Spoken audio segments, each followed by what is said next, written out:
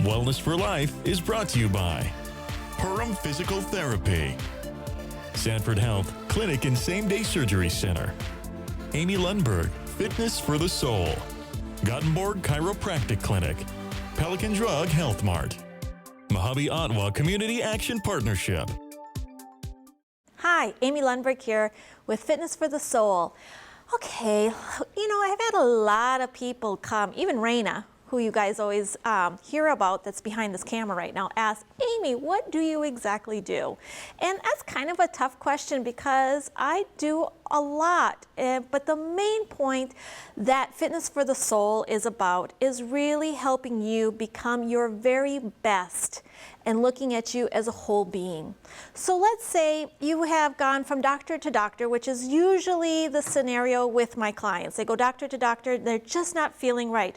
But they've hit that gray zone where they don't feel right, but there's really nothing with all the tests and everything, really wrong with them yet. It's just they're in that point where if they keep going like they are, another 5, 10, 6, maybe just 3 years, they will finally get the disease or the itis or the osis or whatever it is that is just kind of your body giving you signals that something's just not right. So what I do is not look just at one piece, but to really help an individual become their own detective of understanding their own body with their own emotions, their own life, their own stress, with how food affects them. Because I can give my child, our family of 6, and feed them the exact same meal, and everyone will have a biological different response to it. It could be depending on the day, if they're more stressful or more joyful. If they had the hurrah of the day, they got a goal in soccer, or my husband just had a great day and got a lot of things going right and done, or me, myself, just really helped a client have an aha moment where they finally got something really deep within themselves and had a real understanding and felt better, and the stress just relieved, went away, or the aches and pains literally left in that moment. So you're joyful. So the food you process will have a whole different biological experience, so to speak, in the body from the emotions that you may have had throughout the day. Or if you had a stressful day or had a tough day or whatever it may be, you will have a different response. Hormonally, physically with the food, emotionally will cause a hormonal response, everything. And what we do at Fitness for the Soul is look at your whole entire being. Rather than if you have high blood pressure, what can you do to improve your high blood pressure? I look at what is the reason the high blood pressure you got high blood pressure in the first place. What is the root cause of the physical piece and the emotional piece? Because I'm sorry to say, but our body responds to our emotions as well. And many of my clients have been working on nutrition, taking the medication, working on a lot of things, and they come to me and they say, Amy, I'm just missing this one piece. I can't quite get it. Or all my blood work looks normal and I still feel like crap and I don't know what to do. These are the pieces that you need to look within yourself holistically of what is your life experiences? How do you relate to stress? Many of us Americans are very numb, really contained. We control our emotions, we don't let them out. Or I call them, they squirt out. If you have children and you had a tough day, your child might not have made the bed perfectly enough for you, or did their chore fast enough for you, or just not doing what they're supposed to do, and it might squirt out as anger in that moment. But really what it is you not able to emotionally let out your frustration of your day, and that get locked in. It can get locked into the liver, it can get locked into the adrenals, and a lot of women have thyroid, and that is a lot of emotional turmoil that has not been able to be expressed out. So many of my thyroid clients, we work on life skills and working on stress and expressing ourselves in which ways that we don't feel comfortable in, but our body is begging for us to express ourselves.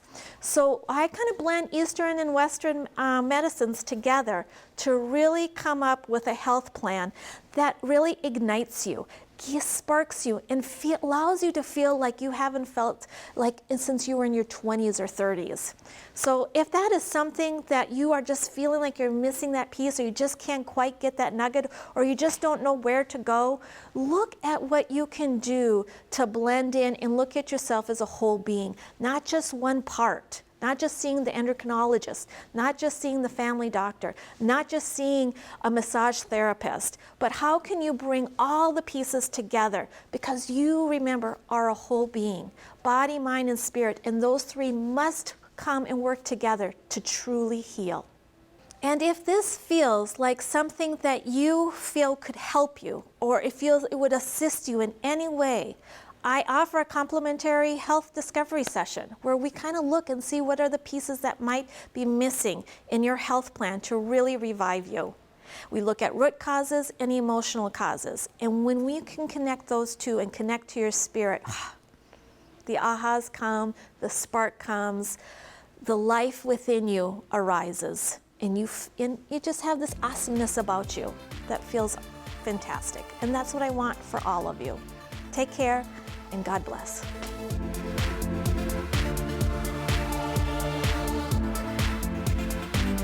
Coming up on Wellness for Life.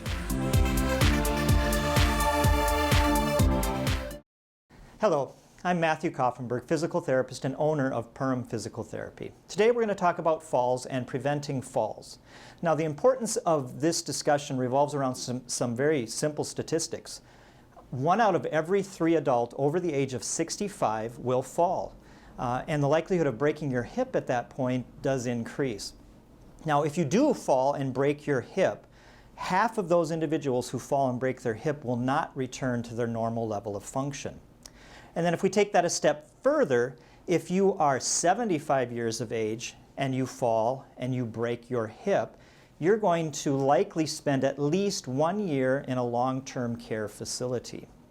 And then finally, probably the most alarming statistic is that falls are the #1 cause of accidental death in individuals over 65 years of age. So it's really important that we talk about falls and that we talk about how we can potentially prevent falls. So what causes falls? There are a multitude of reasons for individuals falling. Some of them are medical conditions, some of them are medications. The one that we're going to talk about today is related to muscle strength and balance. Those two really go hand in hand. If you are weak, you're going to have poor balance. So what's really nice about this discussion is that I can show you at home a very simple tool that you can do to screen yourself for risk of falls. So we're going to talk about that tool, and then we're going to talk about 2 simple exercises that you can do at home to reduce your risk of falling. So the tool we're going to talk about, the screen that we're going to talk about to assess your risk of falling, is a 2-part screen. The first part is simply answering 3 yes or no questions. The first question is, have you fallen in the last year? Yes or no. The second question is, are you afraid that you might fall? And then the final question is, do you use your arms to stand always? Do you always use your arms to push yourself up and stand? If you answered yes to any of those questions, you are at a high risk of falling. If you answered no to all of those questions, then you can move on to the second part of the screen. The second part of the screen is a simple sit-to-stand test that you can do right in the comfort of your home. You need to have a firm chair to be able to perform this on, feet flat on the ground. And really, when you do this test, you want to do it with your arms crossed. The test is designed to determine if you can stand up without the use of your arms. It's also a timed test. So you have to have a stopwatch near you, or you have to have a clock with a second hand, but it's a 30-second test. So what you do is you stand up and you sit down, and you stand up and you sit down with your arms folded, and you do as many as you can. You count how many you can do in 30 seconds. So the test looks like this. Just cross your arms in front of you, and you stand completely up, and then you sit all the way down. You can't do it like this. That does not count. You must come all the way up and then come all the way down. And again, you time yourself for 30 seconds and you count how many you can do in 30 seconds. Now, if you complete 8 or less of those in 30 seconds, you are considered at a high risk of falling. If you complete 9 to 12, you're considered a moderate risk for falling. If you complete 13 or more, you're at a low risk for falling. So what do we do about this? If you're in the moderate or high risk category, you do want to start some exercises at home. The first exercise is simply the sit to stand exercise. You just work on sit to stand. I recommend that you work yourself up to being able to do 2 sets of 20.